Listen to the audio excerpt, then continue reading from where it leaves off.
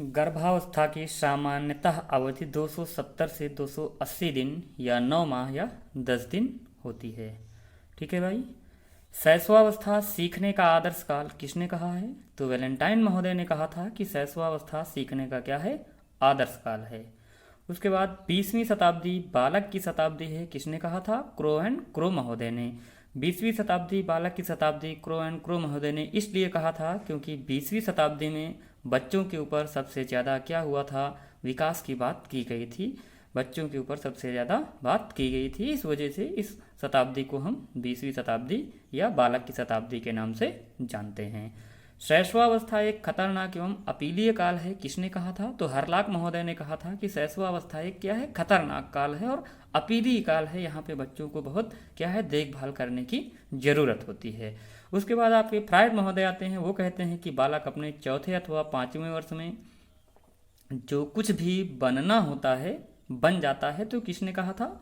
Freud महोदय ने कहा था कि बच्चे को जो कुछ भी बनना होगा वो क्या होगा? चौथे या 5वें वर्ष में बन जाएगा। उसके बाद आपका आता है अगला स्टेटमेंट कि बालक का जो मस्तिष्क है क्या है? कोरी स्लेट है, टेबुला रेसा, वह उस पर क्या करता है? अपने अनुभव लिखता है। यह बात किसने कही थी? जॉन लॉक महोदय ने कही थी कि बालक का जो मस्तिष्क है वो क्या है? खाली स्लेट के समान है, यानी टेबुला रेसा है, और उस पर वो क्या करता है? अनुभव के द्वारा अपने जीवन को आगे बढ़ाता है। समायोजन की अवस्था किस अवस्था को माना गया है?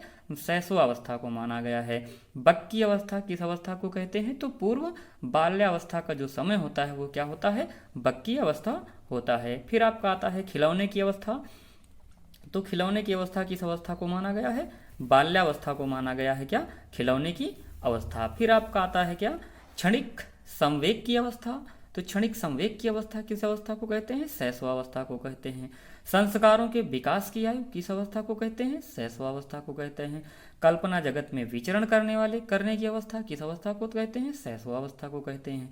मूल प्रवृत्त्यात्मक व्यवहार की अवस्था किस अवस्था को कहा जाता है? शैशवावस्था को कहा जाता है। अतार्किक चिंतन की अवस्था किस अवस्था को कहा जाता है? शैशवावस्था को कहा जाता है। अनुकरण द्वारा सीखने की अवस्था किस अवस्था को कहते हैं? शैशवावस्था को कहते हैं। ठीक है भाई, यानी अनुकरण के द्वारा बालक क्या करता है? सीखता रहता है। फिर आपका आता है क्या? भावी जीवन की आधारशिला की अवस्था किस अवस्था को कहते हैं? शैशवावस्था को हम क्या? भावी जीवन की आधारशिला कहते हैं। फिर आपका आता है संवेगों को कौन सा हार्मोन क्या करता है? नियंत्रित करता है। तो कौन सा? आपका एक एड्रिनल हार्मोन है जो एड्रिनल ग्रंथि में क्या होता है? निकलता है। ये आपके संवेगों को क्या करता है? नियंत्रित करता है। फिर आपका किंडरगार्टन खेल मांटेसरी विधि का प्रयोग शैशवावस्था के बालकों के शिक्षण में क्या होता है? किया जाता है। फिर आपका आता है कि अधिगम का कठिनाई काल किस अवस्था को कहते हैं? तो शैशवावस्था को कहा गया था क्या? अधिगम का कठिनाई काल। किन महोदय ने कहा था? थॉर्नडाइक महोदय ने कहा था। फिर आपका आता है शिशु अर्ध स्वप्न की अवस्था में कब रहता है? तो शिशु अर्ध स्वप्न की अवस्था में किस अवस्था में रहेगा? शैशवावस्था में रहेगा। जब शिशु क्या होगा? शैशवावस्था को होता है तो क्या होता है? अर्ध स्वप्न अवस्था का रहता है बालक, इस समय अर्ध स्वप्न में रहता है। फिर आपका आता है 34 स्टेटमेंट। 34 स्टेटमेंट में क्या है? शिशु अपने और संसार के बारे में अधिकांश बातें किसके द्वारा सीखता है?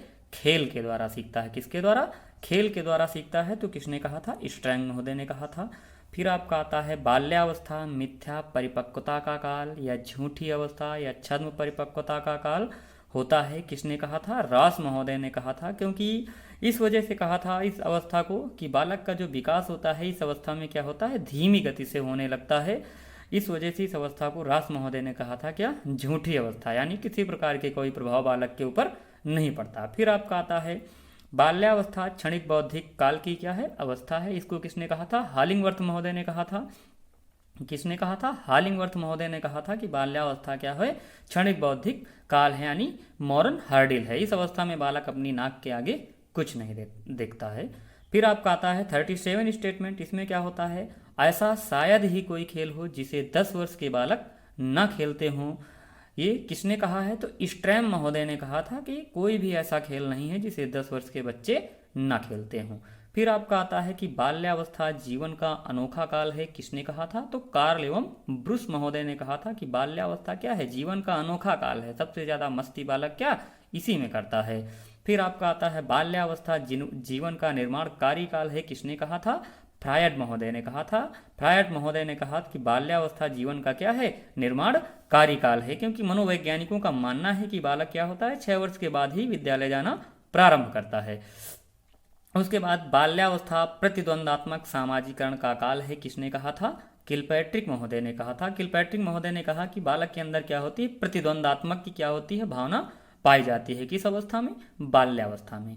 फिर आपका आता है उत्पाती अवस्था या सारस की अवस्था या चुस्ती की अवस्था, तो किस अवस्था को बोलते हैं, इसको हम बोलते हैं उत्तर बाल्यावस्था। उत्तर बाल्यावस्था का जो बालक होता है उसके अंदर क्या होती है, उसके अंदर क्या होती है, चुस्ती की होती है, ठीक, या उत्पाती टाइप का होता है, ठीक है।